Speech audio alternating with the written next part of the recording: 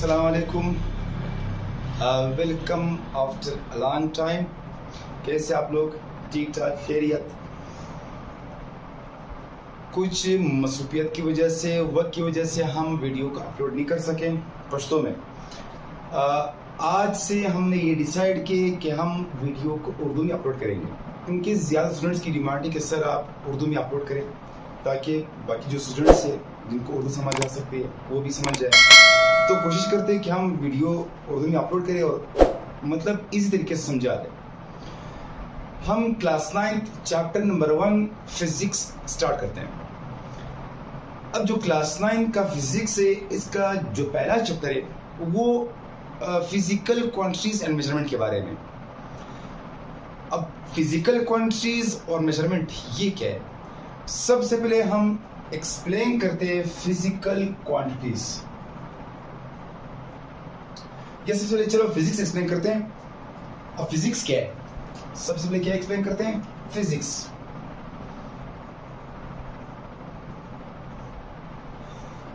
अब फिजिक्स लफ्ज, सबसे पहले इसके लफ्जी मतलब समझते हैं।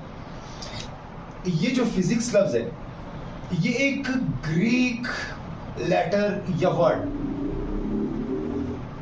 फिजिकोस से निकला है।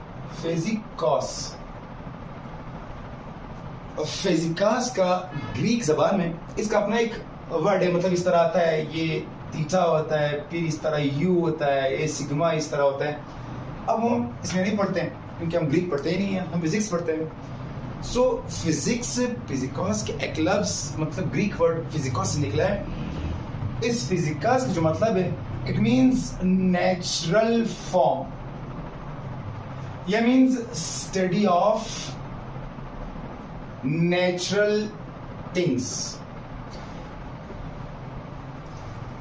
अब इसका जो लफ्ज़ी मतलब ये क्या है? ये नेचुरल फॉर्म है और स्टडी ऑफ नेचुरल थिंग्स है। अब इससे क्या मुराद है, उन्होंने क्यों फिजिक्स का फिजिकोस से जुड़त किया है, ये अब समझते हैं फिजिक्स में। सबसे पहले हम ये तो जानते हैं कि physics is a branch of science. Physics is a branch of, and it is a very vast branch, बहुत वसी ब्रांच है ये। फिजिक्स साइंस का एक बहुत वसी, बहुत मतलब वास्ट ब्रांच है। अब फिजिक्स की जरूरत क्यों पड़ी भाई, समझते हैं। अब फर्ज करें हम आम जिंदगी में जो नेचुरल लॉज है, जो नेचुरल फिनोमेना है, उसको समझते हैं। एग्जाम्पल, हम ये जानते हैं, हमने टीचर से ये सुना है कि ये जो मून है अर्थ के अराउंड घूम रही है। अब किसी चीज को घुमाने के लिए, किसी चीज को मोशन में रखने के लिए हमें फोर्स की जरूरत है भाई। जब हमारे पास कुछ भी चीज हो, कोई भी चीज हो, हम अगर इसको मोशन में लाना चाहे तो हम क्या लगाते हैं? वी अप्लाई फोर्स, मतलब हम पुश या पुल लगाते ताकि वो चीज मोशन में आ जाए। तो इस जो मून है अराउंड अर्थ घुमाती है, मतलब घूमती है। अब मून को अर्थ के अराउंड घुमाने के लिए क्या चाहिए? फोर्स चाहिए। अब इस फोर्स के हवाले से न्यूटन साहब, सर आइजैक न्यूटन ने हमें बताया। न्यूटन साहब बोलता है कि यूनिवर्स में हर दो जिस्मों के दरमियान क्या होता है? एक फोर्स ऑफ अट्रैक्शन होती है जो एक दूसरे पर लगाते हैं और मोशन करने पर मजबूर करते हैं। अगर वो फोर्स मोशन के काबिल हो या इतने ज्यादा हो कि किसी बॉडी को मोशन में ला सके, और अगर फोर्स कम तो फिर मोशन नहीं हो सकता। अब न्यूटन की इस्लाह को, अब ये देखिए, ये जो मून अराउंड सन घूम रही है, क्या अर्थ अराउंड सन नहीं घूमती? क्या हर प्लेनेट के अपने मून्स नहीं होते? क्या हमारे गैलेक्सी मोशन किसी और मतलब गैलेक्सी या यूनिवर्स में जो भी चीज है इसके कारण नहीं घूमती? घूमती है। तो अगर हम न्यूटन के इस्लाह को देखें तो ये एक नेचुरल है, मतलब दुनिया सिर्फ यूनिवर्स में, नेचर में हर चीज, हर एक स्मॉल चीज दूसरी बड़ी चीज के अराउंड घूमती है सिंपली। अब इस मोशन को हम नेचुरल मोशन मतलब नेचुरल लॉ बोलते हैं, नेचुरल फिनोमेना बोलते हैं।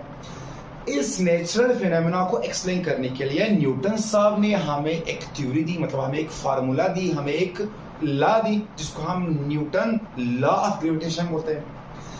इस लॉ को एक्सप्लेन करने के लिए हमें किसी चीज की भी जरूरत होगी। फॉर एग्जाम्पल, अगर हम इंग्लिश सीखना चाहे तो हम सबसे पहले क्या सीखते हैं? हम सबसे पहले इंग्लिश अल्फाबेट सीखते हैं। इंग्लिश अल्फाबेट सीखने के बाद हम इंग्लिश बोल सकते, लिख सकते, किसी के साथ इंग्लिश में बात भी कर सकते हैं। लिखना और बोलना, यानी लिखना और जो पढ़ना है वो आपको सबसे पहले आपको क्या आना चाहिए? वो इंग्लिश अल्फाबेट्स। दूसरी बात, और अब अगर हम इस नेचुरल फेनोमेना को, इस नेचुरल प्रोसेस को एक्सप्लेन करने के लिए हमें क्या चाहिए? हमें एक ऐसी क्वांटिटी, एक ऐसी यूनिट्स, एक ऐसी मिकदारें चाहिए जो इस प्रोसेस को, इस फेनोमेना को एक्सप्लेन कर सके। जिस तरह इंग्लिश अल्फाबेट से सीखने से हम इंग्लिश बोल सकते, इसी तरह ऐसी क्वांटिटीज होते हैं जो हमें नेचुरल लॉ समझ सके। अब वो नेचुरल लॉ हमें कौन समझाता है? वो क्वांटिटीज, और वो क्वांटिटीज आती है फिजिक्स में।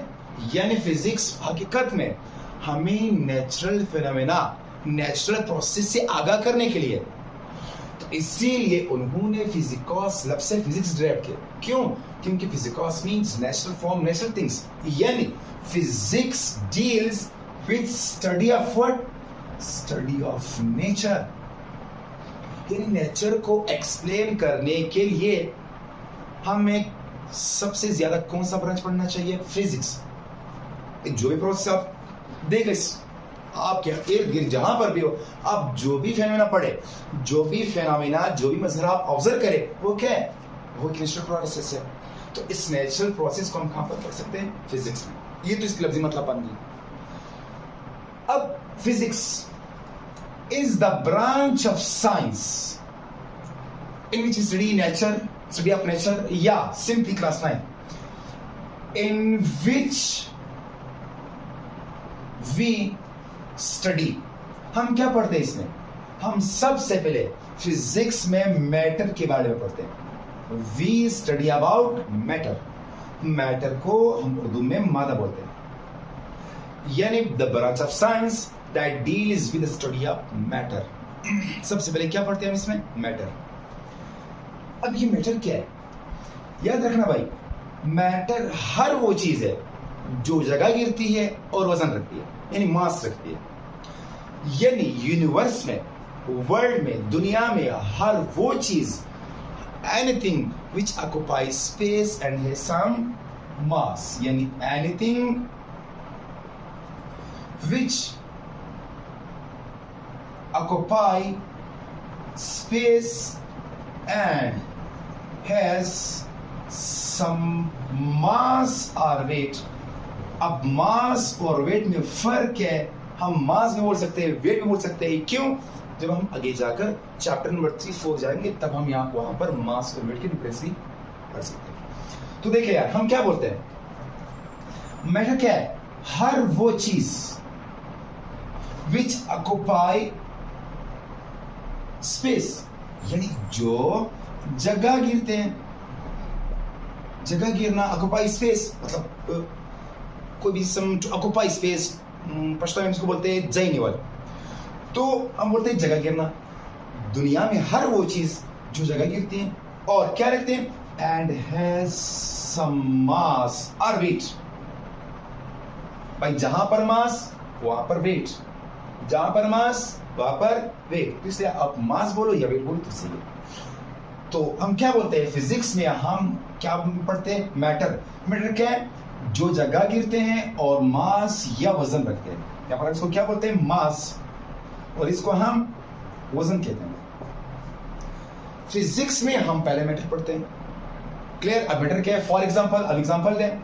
एग्जांपल, स्टोन, पेपर, ह्यूमन, जो भी है, ETC, सबके सब क्या है? मैटर है, क्योंकि हम जगह गिरते हैं। कागज जगह गिरती है, स्टोन जगह गिरती है, इसलिए ये क्या है? मैटर। दूसरी, इसमें हम पढ़ते हैं एनर्जी। क्या पढ़ते हैं फिजिक्स में हम? दूसरी बात, हम चलिए इसको, ये फिजिक्स में हम फिर क्या बोलते हैं? क्या पढ़ते हैं? एनर्जी पढ़ते हैं। अब एनर्जी क्या है? एनर्जी के बहुत से डिफिनेशंस हो सकते हैं।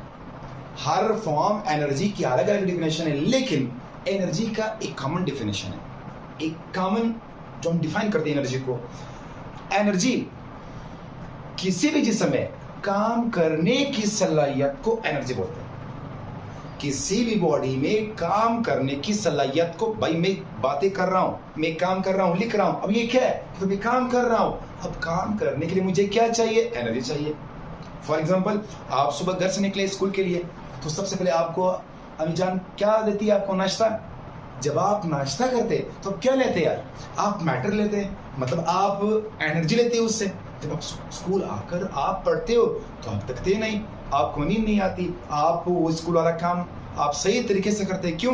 क्योंकि आपने घर से आते वक्त क्या खाई, एनर्जी। आपके बॉडी में जो काम करने की अभी सलाहियत बढ़ी, आपकी बॉडी काम कर सकती है, इसको हम क्या बोलते हैं, एनर्जी बोलते हैं। Energy is the ability of a body to perform work, to do work. Energy क्या है? Energy is the ability of a body to perform work. क्या एनर्जी? एनर्जी किसी जिस्म में वो सलाहियत है जो काम कर सके। बाज़ औक़ात हम काम नहीं कर सकते, क्यों? क्योंकि हमारे जिस्म में जो एनर्जी वो खत्म। मिसाल, शाम 9-8 बजे होते ही आपके जिस्म में एनर्जी की लेवल कम, तो आप सुबह वाले काम नहीं कर सकते उसी तरीके से, क्योंकि एनर्जी कम। हाँ, अगर आपने कुछ खाया, एनर्जी बहाल की, तब आप कर सकते। लेकिन फिलहाल हम ये समझ रहे हैं कि जिस समय काम करने की जो सलाहियत है उसको हम क्या बोलते हैं, एनर्जी बोलते हैं। ये भी काम कहाँ पर पढ़ते हैं, फिजिक्स में। फिजिक्स में मेनली हम क्या पढ़ते हैं, दो चीजें, एक मैटर, एक एनर्जी। मैटर क्या है? मैटर हर वो चीज जो जगह गिरती है और वजन रखती है, फॉर एग्जांपल स्टोन, पेपर। और एनर्जी क्या है? एनर्जी किसी भी जिस्म में काम करने की सलाहियत। भाई मैं क्या कर रहा हूँ, लिख रहा हूँ, लिखना मतलब काम है। आम जिंदगी में मतलब मैं कोई चीज उठाकर ले जा रहा हूँ तो क्या है, काम है। अब इस काम करने के लिए मुझे क्या चाहिए, एनर्जी चाहिए। इस काम करने की सलाहियत को हम क्या बोलते हैं, energy. Greater is energy, greater will do work. Lesser is energy, lesser will do work. Next physics में हम क्या पढ़ते हैं? फिजिक्स में हम तीसरी चीज जो पढ़ते हैं वो क्या है, वो असल में relation between matter and energy. तीसरी चीज फिजिक्स में हम मैटर और एनर्जी के दरमियान जो म्यूचुअल रिलेशनशिप हो, यानी इन दोनों के दरमियान आपस में बाहमी ताल्लुक, आपस में जो ताल्लुक क्या हम किसमें पढ़ते हैं, फिजिक्स में। अब आपस में ताल्लुक रखने से क्या मुराद है, इसको हम एक सिंपल वे से एक्सप्लेन करते हैं। अब जो मैं एक्सप्लेन कर रहा हूं इसका मकसद यह नहीं कि मैं दिक्कत में एक्सप्लेन कर रहा हूं, नहीं यार, फिर भी समझने के लिए। लेट्स सपोज मेरे पास ये मेरा हाथ है, फॉर एग्जांपल। अब आप बताएं, क्या मैं इस हाथ से लिख सकता हूं? नहीं तो। अब इस हाथ में एनर्जी है, लेकिन काम करने के लिए जो मैटर चाहिए वो नहीं है। अब अगर मैं मार्कर को यहां पर रखूं और बोलूं काम करें, क्या मार्कर काम कर सकता है? नहीं। क्यों? काम करने के लिए मैटर तो है, लेकिन क्या नहीं है, एनर्जी नहीं है। आपने क्या लिखा है, एबिलिटी टू डू वर्क। अब अगर हाथ यानी एनर्जी और मैटर मिलकर, तो फिर क्या करेगा, ये काम। ये सिंपली डिफिनेशन है, मतलब समझने के लिए। लेकिन असल में क्या मरा, देखते यार, हम पढ़ते हैं भाई जहां पर मैटर हो वहां पर एनर्जी जरूर होगी, जहां पर मैटर वहां पर एनर्जी। अब ये एनर्जी डिफरेंट फॉर्म की हो सकती है, मैं नहीं बोल रहा कि खामखाई एनर्जी, मतलब काइनेटिक हो सकती है, पोटेंशियल हो सकती है, केमिकल हो सकती है, न्यूक्लियर हो सकती है, पता नहीं कौन सी एनर्जी है, लेकिन एनर्जी होगी। अब देखिए, अगर मैटर ज्यादा तो एनर्जी ज्यादा, मैटर कम तो एनर्जी कम। फॉर एग्जांपल लेते हैं, मैं ग्लूकोज की बात करूं जिसकी फार्मूला C6H12O6 पढ़ते हैं केमिस्ट्री वालों। अब ग्लूकोज का जो फार्मूला है शायद वो इस तरह होगी, केमिस्ट्री वाले मुझे ज़्यादा जानते होंगे। ये यहाँ पर H होता है, OH होता है, पता नहीं क्या है जो भी है, मतलब डिफरेंट बॉन्ड्स है इस तरह, फिर भी OH इस तरह। अब अगर मैं 1 ग्राम ग्लूकोज का हूँ तो मेरे बदन में 1 ग्राम ग्लूकोज जाएगा और मुझे 1 ग्राम ग्लूकोज से एनर्जी मिलेगी। एनर्जी कहाँ से मिलती है? असल में जो आप खुराक से एनर्जी लेते हैं वो इन बॉन्ड्स को ब्रेक करके हमें एनर्जी दे रहे हैं in the form of ATP. Simply ये बहुत कॉम्प्लिकेटेड प्रोसेस है, हम नहीं पढ़ सकते, ये बायोलॉजी वाला केमिस्ट्री वाला हिस्सा है, फिर भी हम फिजिक्स में। तो अगर मैं ग्लूकोज ज्यादा खाऊं इट मींस मैं ये बॉन्ड ज्यादा खाऊंगा। अब जब मेरे जिस्म में ये बॉन्ड ज्यादा जाएंगे यानी ग्लूकोज ज्यादा, तो मुझे ऑटोमेटिकली क्या ज्यादा मिल जाएगी? एनर्जी मिल जाएगी। इसीलिए जब हम एक ऐसी खुराक खाते हैं जिसमें इन बॉन्ड्स एनर्जी की मिकदार ज्यादा हो तो हमें इस खुराक से ज्यादा एनर्जी मिल सकती है, और अगर ये कम तो हमें कम एनर्जी मिलती है। इसलिए अगर मैटर ज्यादा तो हम क्या बोलते हैं? एनर्जी ज्यादा। मैटर कम तो हम बोलते हैं एनर्जी कम। इसके ऊपर आइंस्टाइन साहब ने हमें एक इक्वेशन दी है, E = mc²।